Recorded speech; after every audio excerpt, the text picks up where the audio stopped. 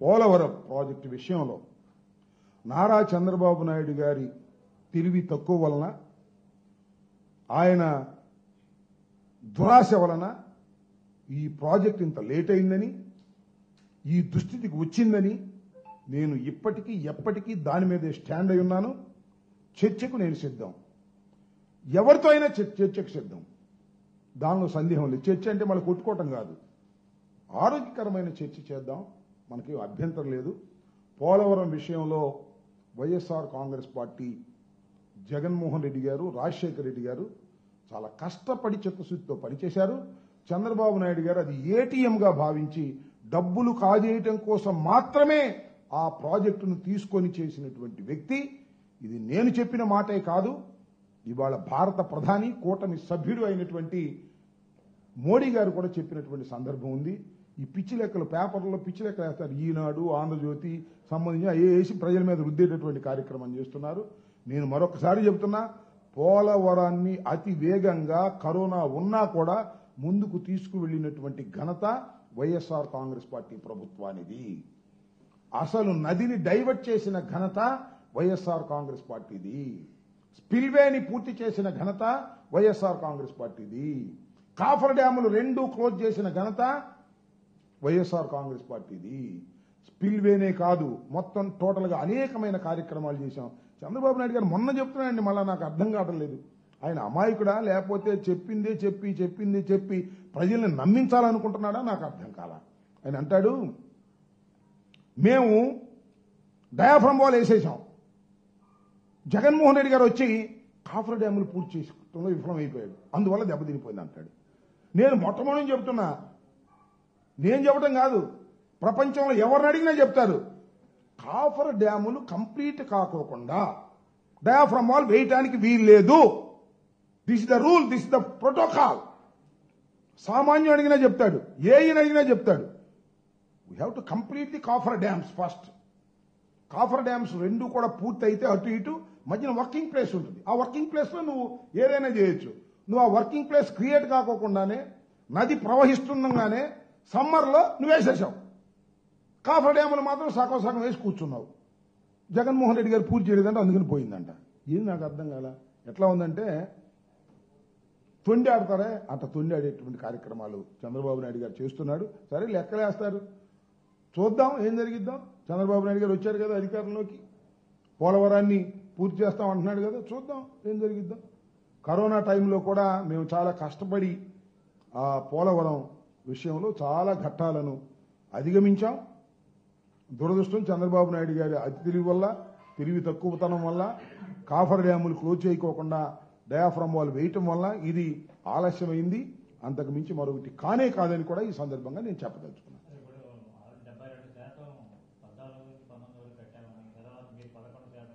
ఎన్ని పిచ్చి లెక్కలు, ఇవన్నీ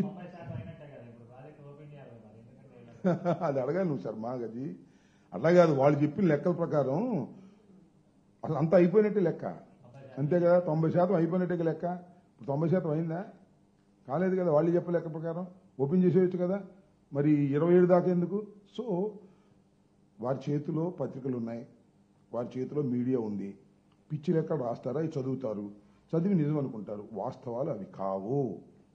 నేను మళ్ళా చెప్తున్నా, ఎవరితో అయినా చర్చకు సిద్ధం, ఆరోగ్యకరమైన చర్చ.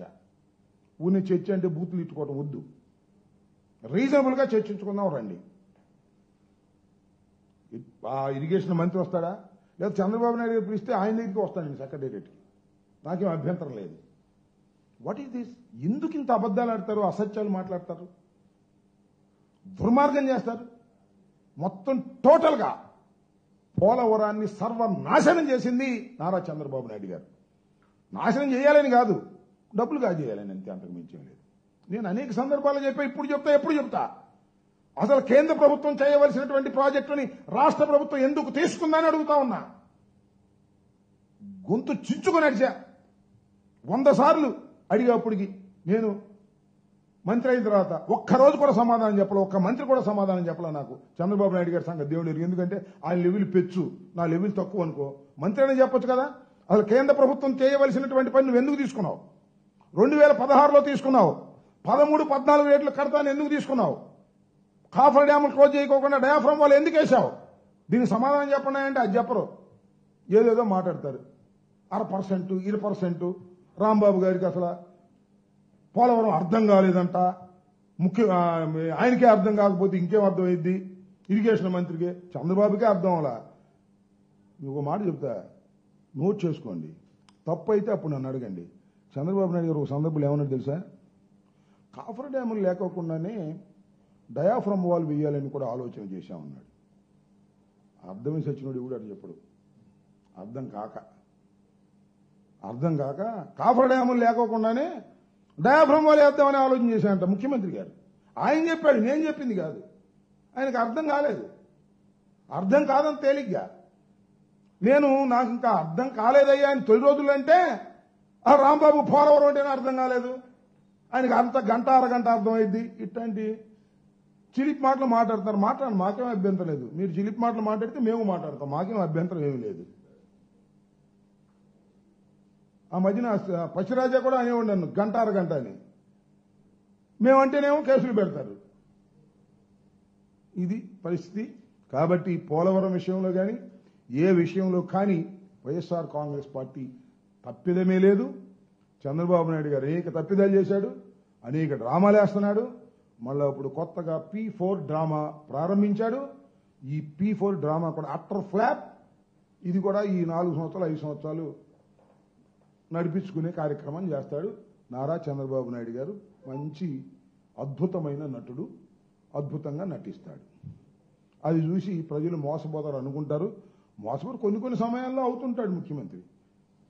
వాడిని నెత్తి మీద ఎక్కి వీడిని నెత్తి మీద ఎక్కి. అదే పవన్ కళ్యాణ్ ఉన్నాడుగా, నా దగ్గర సత్తా లేదు, నేను రోజు ఆయనే మోస్తాను, నాకు ఏం ఓపికనంత వరకు మెల్ల మీద వేసుకుని మోస్తాను అంటున్నాడు. మొయ్యమను ఎవడు కాదన్నాడు? ప్యాకేజ్ తీసుకుని మొయ్యమను. ప్యాకేజ్ అనగానే వాళ్ళ కోపం వస్తుంది. కోపం వచ్చినా ఉన్న విషయం చెప్పాలి. వీర మహిళలు అర్థం చేసుకోండి, జన సైనికులు అర్థం చేసుకోండి, కాపు సోదరులు కూడా అర్థం చేసుకోండి. ఆయన ముఖ్యమంత్రి అవ్వడు, పొరపాటును కూడా అవ్వడు. ఇస్తానన్నా ఒప్పుకోడు. చంద్రబాబునే మోస్తాను అంటున్నాడు. ఇంక నేనేం చెప్పు. ఇది విషయం. అర్థం చేసుకోండి స్వామి. అర్థం చేసుకోకుండా ఊరికినే మమ్మల్ని బూతులు తిడితే కాదు, అర్థం చేసుకోండి. ఎందుకంటే కింద కామెంట్లు పెడతారు మా వాళ్ళే. మళ్ళీ నేనేదో పవన్ కళ్యాణ్ అన్నానని. నేనేం అనలా పవన్ కళ్యాణ్ని. పవన్ కళ్యాణ్ సత్తా లేదని ఆయన చెప్పిన తర్వాత ఇంకెందుకయ్యా మీరు? నాకు అర్థం కాలేదు. ఆ లోకేష్ అమ్మడు వెళ్ళండి, కాస్త మీకు కూడా ఇస్తాడు వసూలు చేసిన దానిలో. అది విషయం. బంగారు కుటుంబం అని అందరిని తీసుకొచ్చాడు పాపం. వాళ్ళందరికీ బంగారు కుటుంబం చేసేస్తాను, విశ్వవాసునామ సంవత్సరం కదా, వాసు అంటే బంగారం అంట, మంచి అంట, అందరికీ బంగారు కుటుంబం చేసేస్తాను అని పెంచుకొచ్చాడు. ఆవిడ యాస్ మీద నలుగురిని కూర్చోబెట్టాడు, వాళ్ళతో ఉపన్యాసాలు చెప్పించాడు. బంగారు కుటుంబం సర్దుకున్నారు. ఇంకా వాళ్ళు బాధిత కుటుంబాలు. నేను మనవి చేస్తున్నా, నారా చంద్రబాబు నాయుడు గారు, మీరు అధికారంలోకి వచ్చిన తర్వాత ఏయో సంక్షేమ కార్యక్రమాలు ఇంకా పెరుగుతాయని ఆశపడి మీకు ఓటు వేస్తే ఇవాళ సంక్షేమ కార్యక్రమాలన్నీ పోయాయి. మీ సూపర్ సిక్స్ సంఘ దేవుడెరుగు ఉన్నటువంటి సంక్షేమ కార్యక్రమాలు కూడా పోగొట్టేశారు. జగన్మోహన్ రెడ్డి గారు ఇచ్చేటటువంటి సంక్షేమ కార్యక్రమాలు ప్రతి నెల మొదటి వారంలో వచ్చేటటువంటివన్నీ కూడా తీసేశారు. తోలుకొచ్చారు మొత్తాన్ని బస్సుల్లో. బంగారు కుటుంబం అని అక్కడ ఉన్నోళ్ళు, పైన ఉన్నోళ్ళే బంగారు కుటుంబాలు. రెండే రెండు ఈ రాష్ట్రంలో బంగారు కుటుంబాలు తెలుగుదేశం పార్టీ అధికారంలోకి వచ్చిన తర్వాత. ఒకటి చంద్రబాబు నాయుడు గారి కుటుంబం, ఒకటి పవన్ కళ్యాణ్ గారి కుటుంబం. చంద్రబాబు నాయుడు గారు వాళ్ళ అబ్బాయి బంగారు కుటుంబం, పవన్ కళ్యాణ్ గారు వాళ్ళ అన్న బంగారు కుటుంబం. ఈ రెండు బంగారు కుటుంబాలు తప్ప ఈ రాష్ట్రంలో పేద ప్రజలను బంగారు కుటుంబంగా చేసేటటువంటి శక్తి గాని, సామర్థ్యం గాని, ఆలోచన గాని చంద్రబాబు నాయుడు గారికి లేదు. మీకు అందరికీ గుర్తుండే ఉంటుంది, చంద్రబాబు నాయుడు గారు తొలిసారిగా ముఖ్యమంత్రి అయినప్పుడు ఇలాగే పొలిటికల్ స్టంట్లు భలే పెడతాడు ఆయన. పబ్లిసిటీ స్టంట్, పబ్లిసిటీ పిచ్చి. ఆయన ఒక పథకం పెట్టడం, దాన్ని అద్భుతంగా ఫ్రంట్ పేజీలో రాసేటటువంటి, వండి వార్చేటటువంటి పత్రికలు తయారు కావటం. ఆయనకి పత్రికా బలం చాలా పెచ్చు, మీడియాలో చాలా పెచ్చు. ఆయన రాగానే ఏమన్నా చూశారుగా, మొట్టమొదట ఆకస్మిక తనిఖీలు. నేను నిద్రపోను, ఇంకోటి నిద్రపోనేను, నేను నిద్రపోను, ఇంకోటి నిద్రపోనేవను, ఆకస్మిక తనిఖీలకు వెళ్ళిపోతా అన్నాడు. ఏం సాధించామంటున్నా? ఆకస్మిక తనిఖీలకు వెళ్ళి అడ్మినిస్ట్రేషన్లో ఏమి సాధించావో నారా చంద్రబాబు నాయుడు గారు చెప్పమని అడుగుతా ఉన్నా. ఏమి సాధించరా. ఆ తర్వాత ప్రజల వద్దకు పాలన బ్రహ్మాండంగా ఉంది. టైటిల్ సినిమా టైటిల్స్ లాగా బ్రహ్మాండంగా ఉన్నాయి. ప్రజల వద్దకు పాలన ఏంటి? ప్రజల వద్దకు పాలన దగ్గరికి వెళ్ళి ఏమి సాధించారు, ఏమి సమస్యల్ని మీరు పరిష్కరించారా, ఏమైపోయినాయి వాళ్ళ ఆ పెట్టి పథకాలు మళ్ళీ మీరేగా రాష్ట్రంలో పరిపాలన చేస్తుంది. మరి వాటి సంగతి ఏం చేశారు? శ్రమదానం అన్నారు. ఏం చేశారు శ్రమదానం? మీరు ఒక పలుగు తీసుకుని గుచ్చి ఫోటోల్లో ఈనాడులోనూ ఆంధ్రజ్యోతిలోనూ వేసుకున్నారు. శ్రీమద్ రమారమణ గోవింద శ్రమదానం పోయింది. జన్మభూమి అన్నారు. అయ్యా ఇతర దేశాల్లో ఉన్న సోదరులారా, మీ జన్మభూమిని మీరు బాగు చేయండి, మీ ఊరిని మీరు బాగు చేయండి అని ఒక స్లోగన్ ఇచ్చారు. ఏమైంది? జన్మభూమి జన్మభూమి పోయింది, శ్రమదానం పోయింది, ప్రజల వద్దకు పాలన అది పోయింది, ఆకస్మిక తనిఖీలు అవి పోయినాయి. నేను మారిపోయినకి నేను ఏం చేయను అన్నావు. మళ్ళా అదన్నీ కాదు, దత్తత గ్రామాలని చెప్పి ఐఏఎస్ వాళ్ళు ఐపీఎస్ వాళ్ళు పెద్ద వాళ్ళు మీ గ్రామాలను దత్తత తీసుకోండి, ఆ దత్తత తీసుకుని దాన్ని బాగు చేయండి అన్న. ఎన్ని గ్రామాలు దత్తత తీసుకుని బాగు చేశారు చెప్పబ్బా, నాకు అర్థం కాల. 14 సంవత్సరాలు ముఖ్యమంత్రిగా చేసావు, మళ్ళీ ఇప్పుడు 9 మాసాలు దత్తత గ్రామాలు తీసుకుని ఏమి సాధించావు? నేను ఇక్కడ ఒకటే చంద్రబాబు నాయుడు గారిని అడుగుతా ఉన్నా. అయ్యా నారా చంద్రబాబు నాయుడు గారు, మీరు ఇంతకు ముందు ముఖ్యమంత్రిగా ఉన్నప్పుడు ఈ P4 లాంటి కొత్త పథకాలను తీసుకొచ్చి ప్రచారం చేసుకున్నారు తప్ప రాష్ట్రానికి ప్రజలకి ఉపయోగపడేటటువంటి ఏ కార్యక్రమాలు చేశారో ఒకటి చెప్పండి ఇవాళ అని అడుగుతా ఉన్నా. అవి చెప్పడం. పాపం నిన్న మెడికల్ కాలేజీలో చదువుకోవాలనేటువంటి ఆవేదనతో ఒక కుటుంబం చెబితే, నువ్వేం చేస్తున్నావు మెడికల్ కాలేజీలు? మొత్తం మెడికల్ కాలేజీలన్నీ కూడా ప్రైవేటు పరం చేసేస్తున్నావు. అంటే చదువుకొని మెరిట్తో వచ్చే సీట్లు గలం చేసేస్తున్నావు, డబ్బులున్నోడికి దోచిపెట్టేటటువంటి కార్యక్రమం చేస్తున్నావు. మరి అలాంటప్పుడు ఈ P4లో పేదలకు ఎలా సీట్లు వస్తాయని అడుగుతా ఉన్నా. ఒక దుర్మార్గమైనటువంటి ఆలోచన ఇవాళ చంద్రబాబు నాయుడు గారు చేస్తున్నారు. P4 అంటే ఆయన ఏమంటాడు చూసారా? పబ్లిక్ ప్రైవేట్ పీపుల్ పార్ట్నర్షిప్ అంట. పబ్లిక్ ప్రైవేటు పీపుల్ ఏంటో పబ్లిక్ ఏంటో నాకు అర్థం కాల. పబ్లిక్ ఒకటేగా. రాష్ట్రం పబ్లిక్ ప్రైవేట్, అసలు పబ్లిక్ ఏముంది? ఊరిని డయాస్ వేస్తారు. పబ్లిక్ అంటే గవర్నమెంట్ చంద్రబాబు నాయుడు గారు డయాస్ వేసి పిలుస్తాడు, పేదలకు పంచిపెట్టమంటాడు. ఏంటిది ఈ తంతు ఏంటి నాకు అర్థం కాల. అసలు ఆల్రెడీ ఆల్ ఇండస్ట్రీస్ పెట్టుబడిదారులు బాగా సంపాదించేవాళ్ళు CSR ఫండ్స్, కార్పొరేషన్ సంబంధించినటువంటి ఫండ్స్ ఉన్నాయి. కార్పొరేషన్ సోషల్ రెస్పాన్సిబిలిటీ కింద 2% వాళ్ళు ఖర్చు పెట్టాలి. మళ్ళీ చంద్రబాబు నాయుడు గారు అందరిని పిలిచాడు. కాంట్రాక్టర్లు పెద్దోళ్ళు డబ్బులు ఉండోళ్ళు. మరి ముఖ్యమంత్రితో అవసరం కదా పాపం, పిలిస్తే రాకపోతే ఎట్టాక మీరు చూశారుగా. బంగారు కుటుంబాన్ని పిలిచిన వాళ్ళేమో వెళ్ళిపోయారు పాపం. వీళ్ళు మాత్రం అట్టాగే ఉన్నారు. ఉండక తప్పదాళ్ళు, ఎందుకంటే వాళ్ళ సంతకాలు కావాలి, ముఖ్యమంత్రి గారి సంతకాలు. ఈ కొడుకులు కానీ ఆ బొమ్మ వెనకాల చిట్టి బొమ్మలు ఉన్నాయండి 2. ఒకటేమో బాగా భూతదముడు పవన్ కళ్యాణ్ది, రెండోదేమో లోకేష్. ఈ 2 కాంపిటీషన్గా ఉంటున్నాయి. ఎక్కడ తీట్లా పవన్ కళ్యాణ్ పెట్టగానే పక్కన లోకేష్ కూడా పెడుతున్నారు. కానీ పవన్ కళ్యాణ్ గారు కనపడ్డాడు మన ప్యాకేజీ రాజా, కానీ చిట్టి రాజా కనపడలేదే. మా పసిరాజా కనపడలా, మా బాలరాజా కనపడలా, మా పప్పు రాజా కనపడలే. ఎక్కడికి వెళ్ళాడు? క్రికెట్ ఆడుకోవడానికి వెళ్ళాడు అనుకుంటా. బహుశా శని ఆదివారం సెలవు ఆయనకి. క్రికెట్ బెల్లం కూడా ఆడుకోవడానికి వెళ్తాడు. శని ఆదివారం ఆయనకి సెలవు, మన చంద్రబాబు నాయుడు గారికి 15 రోజులకు ఒకసారి సెలవు. మన పవన్ కళ్యాణ్ గారికి ఏమో మరి ఎప్పుడు సెలవు వస్తుందో ఎప్పుడు ఉండదో తెలియదు. మొన్న రాలా, అంతకు ముందు రాలా క్యాబినెట్ మీటింగ్కి, మళ్ళీ వాళ్ళు వచ్చాడు. మరి ప్యాకేజీ మహత్యమో ఏం మహత్యమో మాకు తెలియట్లా. ఆయనకి అసలు సెలవులు ఉంటాయో ఉండవో అర్థం కాదు. సత్తా లేని నాయకుడు, మరి సెలవులు ఉంటే ఏంటి లేకపోతే ఏంటి? సత్తా లేదు, సత్తా కోసం ప్రయత్నించే పని లేదు. ఇది ఇవాళ రాష్ట్రంలో జరుగుతున్నటువంటి అంశాలు. P4 అని చెప్పి తన బాధ్యత నుంచి తప్పుకుంటున్నటువంటి వ్యక్తి నారా చంద్రబాబు నాయుడు గారు.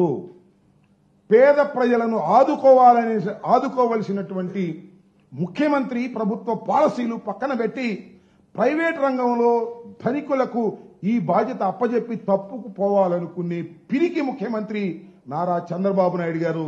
నారా చంద్రబాబు నాయుడు గారు ప్రజల పక్షాన ఉండి పేదరిక నిర్మూలన కోసం ప్రయత్నం చేయవలసిన వ్యక్తి మొత్తం ప్రైవేటు పరం చేసేసి ప్రైవేటు వ్యక్తులకు రాష్ట్రాన్ని అమ్మేటటువంటి కార్యక్రమం చేస్తూ ఇవాళ పేద ప్రజల గురించి మాట్లాడే హక్కు నైతికంగా మీకు లేదు. అందువల్లే బంగారు కుటుంబాలన్నీ నువ్వు బిగిన్ చేయగానే సెలవు వెళ్ళిపోయారు. వాళ్ళని పట్టుకొచ్చారు. మీకు బంగారు కుటుంబాలు, మీకు డబ్బులు ఇస్తాము రమ్మని. పాపం వాళ్ళకేం తెలుసు, వచ్చారు. చూశారు ఇక్కడ అంతా ఇదంతా గందరగోళంగా ఉంది, ఈ బంగారు కుటుంబంలో మనకు పైసా వచ్చేది లేదు సచ్చేది లేదు, ఈ ఉపన్యాసాలు ఈ సొల్లు పెట్టల ద్వారా ఏమంటాడు, సెల్ ఫోన్ అయినా కనిపెట్టా, అబ్బా కింద టౌలు కొడతారు, సెల్ ఫోన్ ఆయన కనిపెట్టాడు, ఐటీని తీసుకొచ్చింది ఆయనేనంట, అందువల్ల అందరికీ సెల్ ఫోన్లు వచ్చినాయి. ఏంది పెట్టల ద్వారా కదా నాకు అర్థం కాల. ఐటీ సెల్ ఫోన్లు ప్రపంచవ్యాప్తంగా వస్తున్నటువంటివి, ఆ సమయానికి నువ్వు అక్కడ ఉన్నావు దానికి చెబుతున్నావు. మళ్ళీ కొన్నాళ్ళు పోయిన తర్వాత ఏమండు అసలు పోలవరం నా ప్లానే, నేనే ఫౌండేషన్ వేసా, నేనే మొత్తం చేశా అని చెబుతాడు. నమ్మే అమాయకులు నమ్ముతారు. ఇప్పుడు చంద్రబాబు నాయుడు గారు చెబుతున్నా ఎన్టీ రామారావు గారి దగ్గర నేను శిష్యర్కం చేశానని, శిష్యర్కం అక్కడ చేశానని చెప్పి ఆయన దగ్గర నుంచి కొట్టేసినటువంటి రాజకీయ పార్టీ P4లు సూపర్ 6లు ఎగ్గొట్టి P4లు పెట్టి ప్రజల్ని మోసం చేయాలనుకుంటున్నటువంటి తెలుగుదేశం కూటమి ప్రభుత్వానికి రోజులు చెల్లాయి. కాకపోతే ఎన్నికలు ఇప్పుడు లేవు, చూస్తున్నాం కదా. స్థానిక సంస్థల ఎన్నికల్లో వాళ్ళు ఎంత చేసినా తిరగబడి మా నాయకులు ప్రయత్నం చేసి మళ్ళా నిలబెట్టుకునేటటువంటి కార్యక్రమాలు చేస్తున్నారు. ఈ P4లన్నీ కూడా ప్రజల్ని మోసం చేసి ఒక చీటింగ్గా భావించాలని ఈ సందర్భంగా మిమ్మల్ని నేను కోరుతూ ఉన్నాను.